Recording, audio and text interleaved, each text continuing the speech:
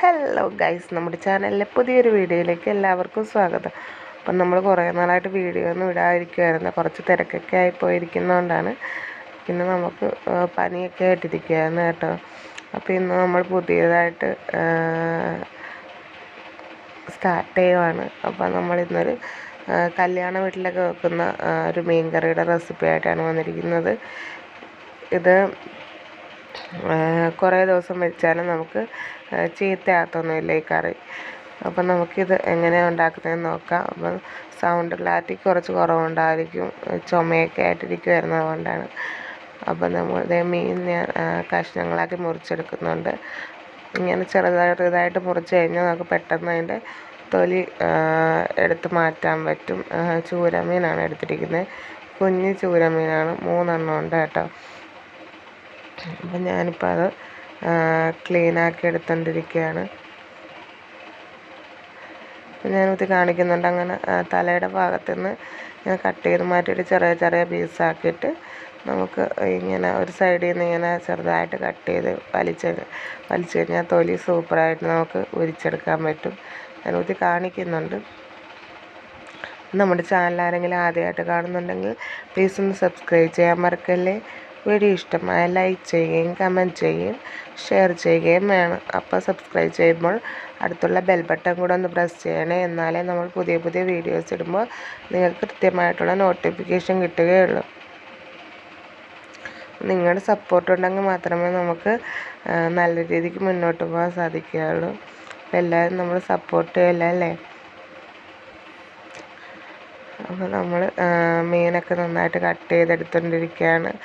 അപ്പോൾ ഈ മീൻ കറിയുടെ പ്രത്യേകത എന്താണെന്ന് വെച്ച് കഴിഞ്ഞാൽ ഇതിൽ നമ്മൾ പച്ചമുളക്, കുഞ്ഞുള്ളി ഒന്നും ചേർക്കുന്നില്ല. അതുകൊണ്ട് തന്നെ ഈ കറി എത്ര ദിവസം ഇരുന്നാലും ഒരു 2-3 ദിവസം വരെയൊക്കെ ഒരു കേടുമില്ലാതെ ചീത്തയാകാതെ ഇരിക്കും.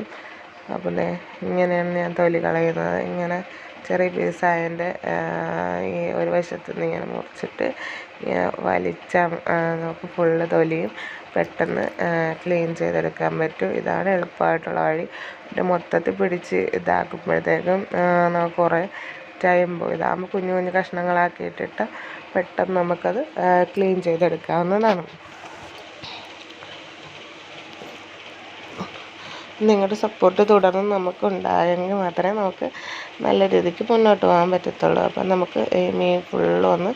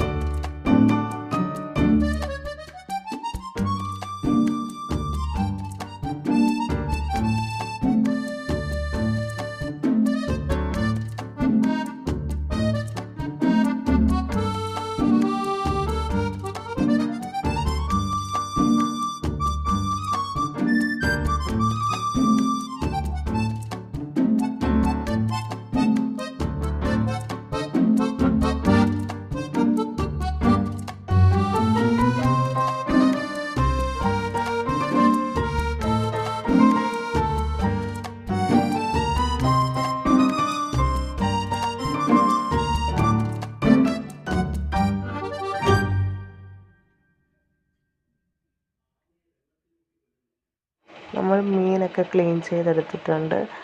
എന്നിട്ട് നമുക്ക് അതിനാവശ്യമായിട്ട് കുറച്ച് വെളുത്തുള്ളിയും ഇഞ്ചിയും ചതച്ചെടുക്കുന്നുണ്ട്.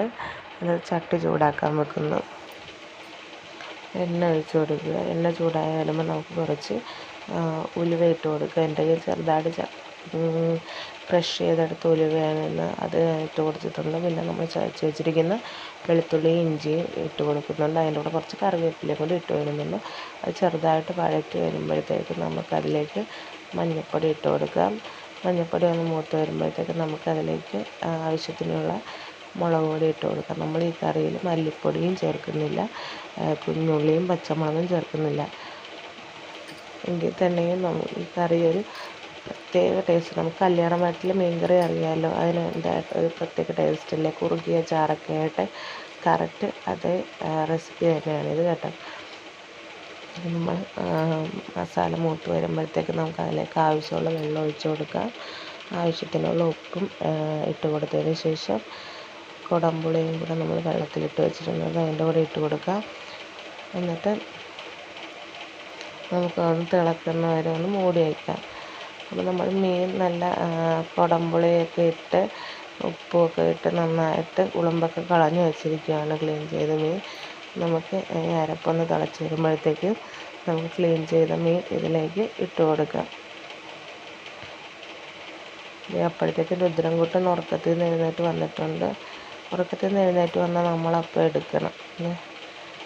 ഇപ്പോൾ ഉറക്കപ്പിച്ചായതുകൊണ്ട് അങ്ങനെ കിടക്കുന്നു.